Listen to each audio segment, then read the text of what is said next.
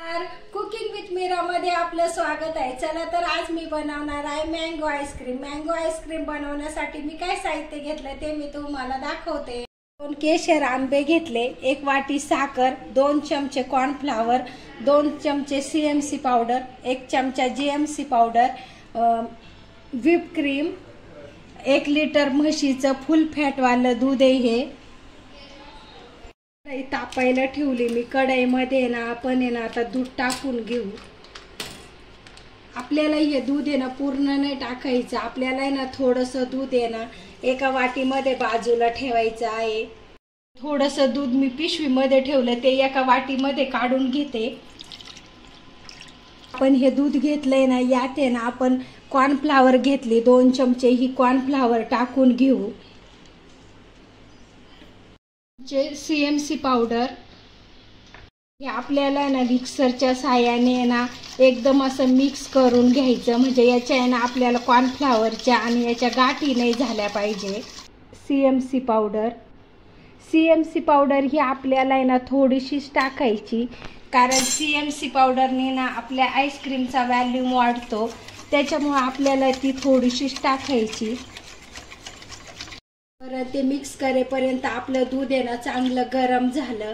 आता आपण आहे ना त्यात 1 वाटी घेतलेली साखर टाकून घेऊ। आपल्याला साखर ही पूर्ण 1 वाटी टाकायची आहे। दूध आहे ना छान उकळलं आणि आपली साखर पण पूर्ण वितळल्या गेली आहे। हे बघा, असं आपल्याला आहे ना, आणि फुल फॅट म्हशीचं दूध असलं ना आपल्याला आटवायला वेळ पण नाही लागत। आता हे आपण मिक्स केलेल्या सगळ्या पावडर आहे ना आपण उकळलेल्या दुधामध्ये टाकून घेऊ। आपल्याला आहे ना हे असं थोडं टाकायचं आणि मिक्सरच्या साहाय्याने आपल्याला आहे ना असं एकसारखं ढवळत राहायचंय। ढवळून घ्यायचं, म्हणजे आपल्याला आहे ना याची गाठ नाही झाली पाहिजे। त्यामध्ये ना आपल्याला आता हे कॉर्नफ्लॉवर आहे ना असं चांगलं असं मस्त शिजून घ्यायचं, म्हणजे आपलं दूध पण घट्ट व्हायला लागतं। दुधामध्ये ना कॉर्नफ्लॉवर आणि सगळ्या पावडर अशा चांगल्या आहे ना मस्त शिजल्या आहे। हे बघा, आपण आहे ना असं चमचा आहे ना उलटा करून बघायचा आपलं दूध किती घट्ट झालंय। हे बघा, अशी रेष उठते म्हणल्यावर आपलं दूध आहे ना मस्त घट्ट झालंय। आता आपण आहे ना हे थंड होण्यासाठी 1 तास असंच आहे ना ठेवणार आहोत।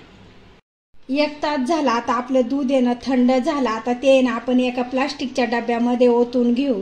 आपण आहे ना एका प्लास्टिकच्या डब्यामध्ये सगळं दूध ओतून घेणार आहोत।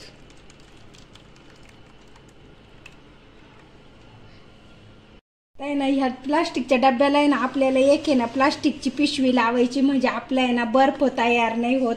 आणि हे ना झाकण लावून आपल्याला ना 7 ते 8 तासासाठी ना फ्रीजरमध्ये ठेवून घ्यायचं। हे बघा, फ्रीजर मधून येणं 7 ते 8 तासानंतर मी डब्बा बाहेर काढला। हे बघा, आपलं मिश्रण आहे ना छान सेट झालं। हे आता आहे ना आपण असं सुरीच्या साहाय्याने असं कट करून घेऊ। कट करून आहे ना हे आता आपल्याला एका पातेल्यामध्ये काढून घ्यायचं। पातेल्यामध्ये काढून घेऊ।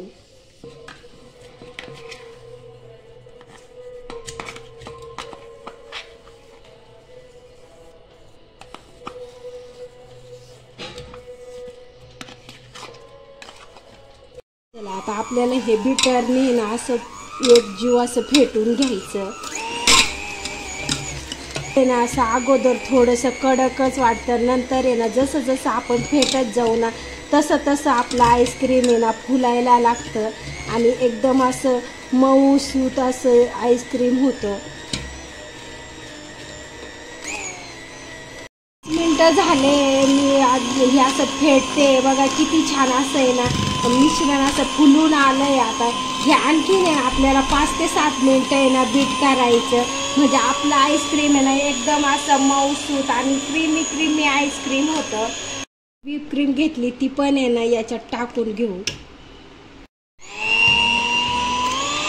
आता ही आपल्याला व्हिप क्रीम पण आहे ना याच्यात आहे ना अशी फेटून घ्यायची।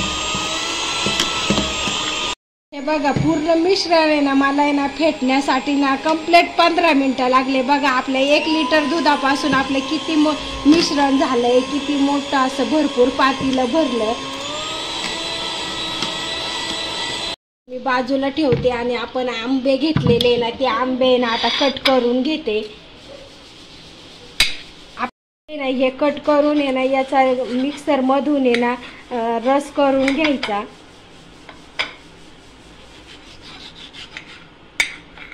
आपल्याला आहे ना आंब्याचा असा गर काढून घ्यायचा. त्याचा गर काढून झाला. आता आपण आहे ना हा मिक्सरला आहे ना बारीक करून घेऊ.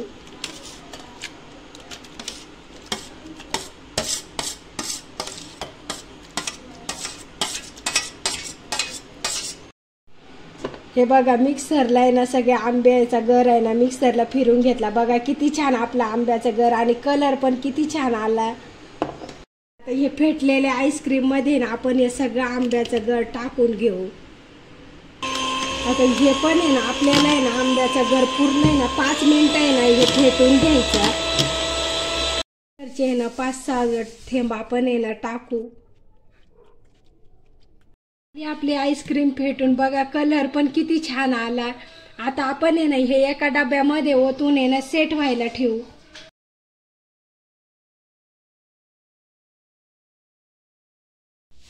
आपल्याला आहे ना डबा असा टॅप करायचा म्हणजे आपले ना एअर्स बबल सगळे निघून जातात. भरला आता आहे ना तरी पण आपलं आहे ना पातेल्यात आईस्क्रीम राहिला. आता मी ते दुसऱ्या डब्यामध्ये ओतून घेते.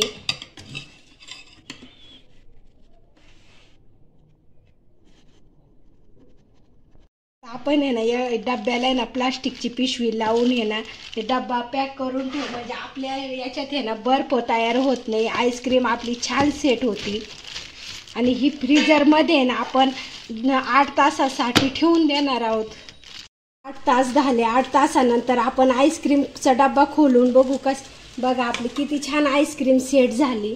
मला एका वाटीमध्ये काढून दाखवते आपली आईस्क्रीम किती छान झाली. हे बघा आपली आईस्क्रीम किती छान अशी क्रीमी आणि मस्त आईस्क्रीम झाली.